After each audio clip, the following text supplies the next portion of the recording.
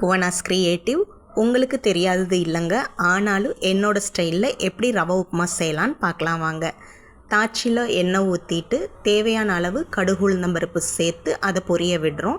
இங்கே நிறைய பேர் உளுந்தம்பருப்பு சேர்க்க மாட்டேங்கிறீங்க, அதுக்கு பதிலாக சின்ன சீரகம் சேர்க்குறீங்க. நாங்கள் சீரகம் சேர்க்க மாட்டோங்க. அதுக்கப்புறம் பச்சை மிளகாய் இருந்தால் இன்னும் கூடுதல் சுவையாக இருக்கும். பட் என்கிட்ட காஞ்ச மிளகாய் தான் இருந்தது, ஸோ நான் அது போட்டிருக்கேன். அது பொரிஞ்சதுக்கு பிறகு நான் காய்கறி சேர்த்துருக்கேன். அம்மா என்ன செய்வாங்கன்னா, வெங்காயத்தை கூட சதுரமாக வெட்டிட்டு அதுக்கப்புறம் அதை வதக்கிட்டு தான் காய்கறி சேர்ப்பாங்க. நான் எல்லாத்தையும் ஒன்றாவே சேர்த்துருக்கேங்க. காய்கறின்னு பார்க்கும்போது கேரட், கிழங்கு, பீன்ஸ் இது மூணும் நான் சேர்த்துருக்கேன். அது போக வெங்காயம், பச்சை பட்டாணி, கடலைப்பருப்பு கொஞ்சம் ஊற வச்சு அதையும் சேர்த்துருக்கேன். இப்போ அதை கொஞ்சம் நேரம் நம்ம வதக்கி விட்டுட்ருக்கோம். இப்போ இந்த காய்கறி வதங்கிறதுக்காக நம்ம கொஞ்சம் உப்பு சேர்க்க போகிறோம். அதுக்கப்புறம் உப்பு பத்தலைன்னா நம்ம அந்த தண்ணி ஊற்றுவோம் இல்லையா, அதில் டேஸ்ட் பண்ணி பார்த்துட்டு எக்ஸ்ட்ராவாக நம்ம உப்பு சேர்த்துக்கலாம். அதனால் இதில் கொஞ்சமாக உப்பு சேர்த்துட்டு இன்னும் கொஞ்சம் வதக்கி விட்டுட்ருக்கேன். நான் இது கொஞ்சம் நேரம் வதங்கினதுக்கு பிறகு நம்ம இதில் தண்ணி ஊற்றிக்க போகிறோம்.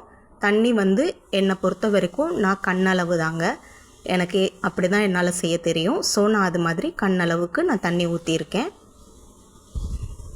இப்போ இது எல்லாத்தையும் ஒரு சேர நம்ம கலந்து விட்டுடலாம். இனி இந்த காயெல்லாம் நல்லா கொதித்து வரட்டும், அது வரைக்கும் கொஞ்சம் நேரம் நம்ம வெயிட் பண்ணுவோம்.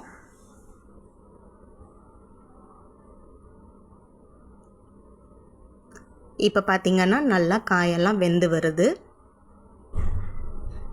இதுக்கப்புறம் நம்ம ரவையை அப்படி இது ரோஸ்டட் ரவாங்க, அதனால் திரும்ப நம்ம வறுக்க தேவையில்ல.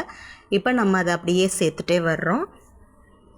உண்மையை சொல்லணுன்னா ஒரு கையால் இந்த ரவையை தூவும் போதே இன்னொரு கையால் நம்ம கிளறி விட்டுட்டே வரணும் கரண்டியால்.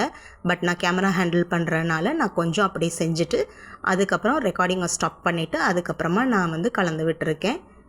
இப்போ என்னோடய ஸ்டைலில் உப்புமா ரெடி ஆயிடுச்சு. ஒரு சிலர் இந்த உப்புமாவை கிச்சடி பதத்துக்கு கொஞ்சம் தண்ணி பதமாகவே எடுப்பாங்க. ஆனால் எனக்கு இப்படி உதிரியாக இருந்தால் தான் பிடிக்கும். உங்களுக்கு எப்படி பிடிக்கும்னு கண்டிப்பாக கமெண்ட்டில் ஷேர் பண்ணுங்கள். அம்மா செய்யும்போதும் இதே மாதிரி பக்குவத்தில் தான் செய்வாங்க.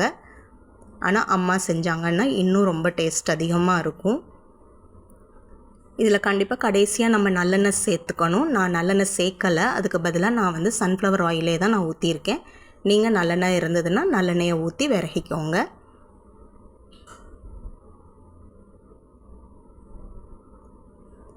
இப்போ சூடாக உங்களுக்கு ரவை உப்புமா ரெடி ஆயிடுச்சு.